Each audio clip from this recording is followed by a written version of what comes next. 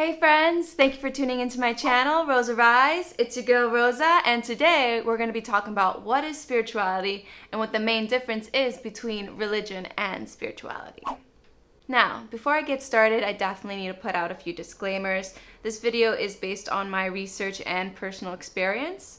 I was brought up a Christian and I currently identify as a spiritual person. However, it is not my intention to challenge anyone's beliefs or convert anybody.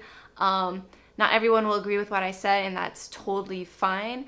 I encourage my listeners and my viewers to rather have an open mind and an open heart. This is mainly for those who are curious to know what spirituality is and are considering and embarking on a spiritual journey, which is what my channel is all about.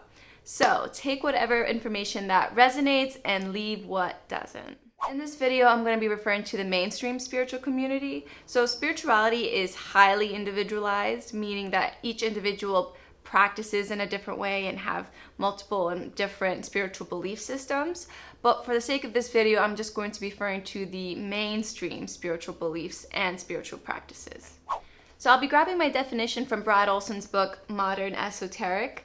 This definition really resonated with me, and I really do think that it explains the difference between spirituality and religion very well.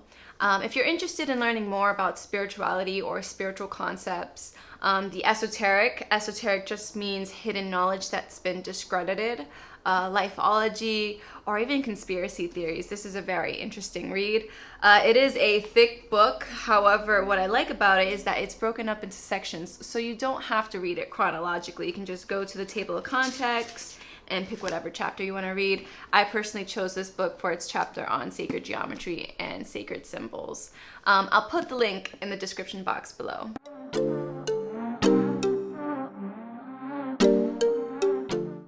So let's break down the definition into two parts. The first part being recognizing that there is a spiritual realm that holds the infinite knowledge and wisdom that is the universe. So the spiritual realm can be considered the realm different than the physical realm. We can also call it the physical world or the material world. It's where you and I experience life every day. It's what we consider to be true because we can sense it with our bodies. We can see it, hear it, taste it, smell it, touch it. So we know the physical realm. Now there are people that are comfortable with the physical realm or satisfied with it because they know how to maneuver it. They know what to expect. They know what's expected of them, and therefore they feel safe. Now, there are people that are unsatisfied with the physical realm, either because they feel like their lives are mediocre or mundane, redundant, or maybe they're going through some hardship right now, whether it be through relationship, health, or finances. It's typically the people that are unsatisfied with the physical realm that look towards the spiritual realm, not because they want to abandon the physical world, because, we live in it, we can't really abandon it, this is where we experience our lives, but because they are looking for comfort or relief, or they're looking for wisdom and guidance in how to change their reality. Now, over the centuries, humankind has developed ways into connecting to the spiritual realm to obtain wisdom and guidance from the divine, whether that be through prayer, ritual, meditation. So in this aspect, spirituality and religion are very similar. If anything, at one point they were the same thing. Before there was religion, it was just spirituality. A person or a group of people connected to the divine and received that guidance that they were looking for. Over time, they probably shared it with the community, and then it became a widely accepted in the public, or a widely accepted spiritual belief in that community. And then, of course, as humanity progressed over time and grew, travel took place, mainly through colonization. And then people came to realize that there are differences amongst people, including spiritual beliefs. So as humanity progressed, humanity also categorized themselves by race, by tradition, and of course by spiritual belief, which is what we now call religion. So religion is not just a spiritual belief anymore, but it's been embedded into the different cultures that's developed over time. Now, today, we define religion as an organized group with the belief in and worship of a higher power or higher powers. I just personally added the fact that it's been embedded in culture, or it has developed within culture over time. Now, if you live anywhere in the Western Hemisphere, you are more familiar with the Western religions, also known as Abrahamic religions, which are Christianity, Judaism, and Islam. These religions believe in the Israeli God of Abraham, Abraham being their founding father. So you realize that these religions are very similar in a sense, just that the stories are slightly different. Now, of course, there are other religions such as Mormonism, Wicca, and on the other side of the hemisphere, Eastern religions. Eastern religions originate from East Asia and India, and they include religions such as Buddhism, Hinduism, Taoism, Shintoism, so many more that I can't name all at once. But as you can see, there's so many religions. Now, we were easily able to categorize Western religions because they were all Abrahamic and they had similar fundamentals, but we can't really do the same with Eastern religions only because they're very different in their fundaments, although they do share similarities such as reincarnation, karmic law, or energy work. Now, spirituality and religion so far are very similar. They believe in a spiritual realm that holds infinite knowledge and wisdom, and they try to connect to the spiritual realm in whatever way or form to obtain that knowledge, guidance, and wisdom. They also understand that there may be spiritual beings in the spiritual realms to help them attain that guidance, whether that be ancestor, God, gods, deities, spirit guides, spirit animals, angels. Spiritual community also believes in elves and fairies and maybe sometimes aliens, but that doesn't matter right now. What matters is that they know there's a spiritual realm and that has information, and they're trying to get it. They're trying to get guidance. So at the moment, the difference is that religion has only one spiritual belief system that's developed in the culture versus spirituality, where you can have as many belief systems as you like and as many practices as you like, no matter where it originates from. Believe it or not, most of the spiritual beliefs found in the spiritual community originate from Eastern religions or Wicca. So Eastern practices such as meditation, yoga, Reiki, Tai Chi, Qigong, and Wiccan practices such as spell casting, divination, and ritual work are also found in the spiritual community. Now, disclaimer, there is a big misconception in the Western religions that Wicca, or otherwise known as witchcraft, is satanic or demonic. And unless someone is legit a Satanist, this is 100% not true. Wicca just believes that nature is magic, and that is their form of connecting to the spiritual realm, which is the objective of all religions anyways. So this is a very controversial topic. I may talk about this in a different video. Let me know in the comments below if you are interested. Now, you may ask the question, if I identify with multiple spiritual beliefs, does that mean I can identify with multiple cultures? So what do you believe in? I believe in multiple things. I am 40% Wicca, 20% Buddhist, 15% Hindu, and the other 25% I'm just leaving open to my spirit guides. So,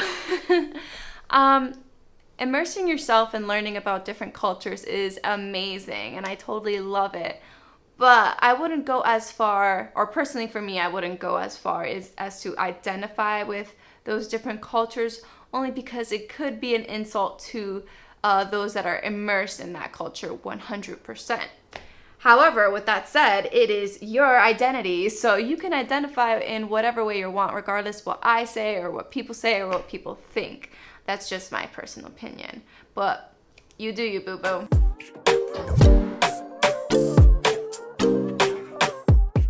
Alright, so we made it down to breakdown number 2, which is surrendering one's beliefs and ideologies to something much greater and all-inclusive. Now, you may be thinking, we just spent a portion of this video talking about spiritual beliefs. Now you're telling me to let it all go? Isn't that a bit contradicting? Yes. My dear friends, as you venture into your own spiritual journey, you'll realize that you'll come across things that are contradicting, confusing, paradoxical. I like to take things with a little bit of amusement, but don't let that deter you from your spiritual journey. Just remember, have an open mind and an open heart, and most importantly, have fun with it. We are trying to understand and to connect to something that is unseen and unknown and unheard of. So, yeah, it's to be expected. It's a little confusing, but don't let that deter you. I am not telling you to let go of or get rid of all of your beliefs. On the contrary, your belief systems are essential to your identity, to how you see the physical world, to how you see the spiritual world, how you innovate and how you create. So no, I'm not telling you to get rid of your beliefs, but rather I'm telling you that you should be able to let go of or surrender limiting beliefs or outdated beliefs that don't serve you anymore and that don't serve the greater good. Now, this is absolutely not easy to do, especially if that limited belief happens to be part of your identity, part of how you see the world, your way of life, or even your relationships. And this happens a lot where we connect to the spiritual realm to get guidance on manifesting or on getting help on what path to take or what choices to make. And then when we get the answer, it's sometimes not the answer that we want or want to hear at the moment, because it does challenge our beliefs. And it sucks. But that's just the part of self-development and growing and healing. But, in order to plant the seed of whatever you want to manifest or whatever reality you want come true, whatever answers you're trying to find, you need to get rid of the bad soil and make room for the good soil in order for that seed to blossom into a flower. It is worth it in the end once you've kind of detoxed yourself from that limited belief system, because you leave room for growth and self-development and answers. There's something in the spiritual community called spiritual awakening and spiritual enlightening, where you become synchronized with the flow of the universe, and therefore everything kind of comes easily to you and manifesting comes easily towards you, and you realize that things just start flowing a lot better and going your way, and the reality is and your answers are just like right in front of you. This is also a time where people waken up their spiritual powers. So letting go of that belief system is essential to growing for the greater good and for yourself. So the spiritual community has to come to terms and learn how to let go of limiting beliefs in order to grow, self-develop, heal, obtain guidance, find the right path to their life journey, and achieve spiritual awakenment and enlightenment. Now, in religious groups, this can be a little tricky, especially if the religion is dogmatic. So dogmatic means that the belief is principle, meaning that it is the rule to follow, and that it is incontrovertibly true. Nothing can change it. That's the truth, and that's final, period. And this is the case with a lot of mainstream religions. And in some religions or in some churches, if you even consider believing in something else, it could be considered as blasphemy or disrespectful to God, right next to burning Bibles and graffitiing statues, which is the worst sin of all. So that it can be a problem. It leads to stuck energy. It leads to intolerance, discrimination, and hatefulness, quite honestly. What I mean about stuck energy is that there's no room for growth and personal development or even self-discoveries like we talked about in spiritual awakening or spiritual enlightenment. There's no room for enlightenment if it conflicts with an existing belief system. Also, it kind of defeats the first definition of spirituality, where we recognize that there's a spiritual realm with knowledge and wisdom, and we want to connect to that realm to obtain that knowledge. But if that knowledge conflicts with what we already believe, then it's no longer about obtaining knowledge. It's no longer about learning how to live life. it's turned into submission and fear of the afterlife, what happens after the physical realm. So it really is stuck energy, and it's kind of sad because we want to learn how to grow life in our better lives, not live our lives in fear of being condemned. Which brings me to my other point of all inclusivity.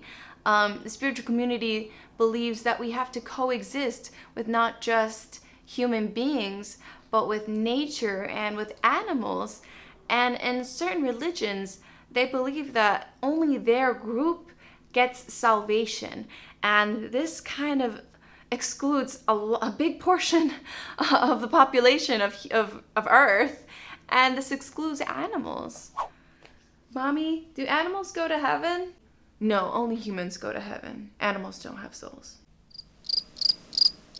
Not only does the spiritual community believe that we have to coexist with humans and animals and nature, but we actually consider animals to have a higher spiritual connection with the spiritual realm. And we revere nature is because the nature is our source of energy. It's what grounds us to this physical world. So a religious person may argue God is the only source of energy. You know, we can say, well, yes, God created energy, and so we should respect all of God's creations. And then they can also say, it's not in the Bible to do any of that.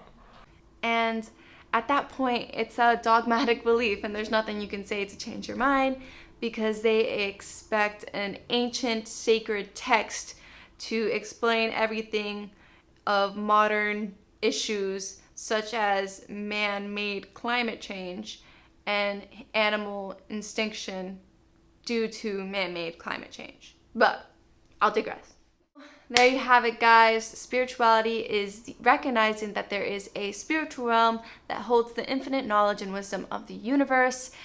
We try to connect to the spiritual realm to get that guidance, get that wisdom.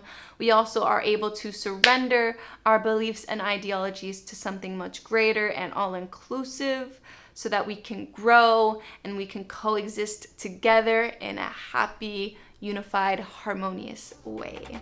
I hope you guys enjoyed that video, and let me know, what do you believe in? Are you a part of a religion, or do you have multiple spiritual beliefs? Let me know in the comments below. Stay safe, take care, bye.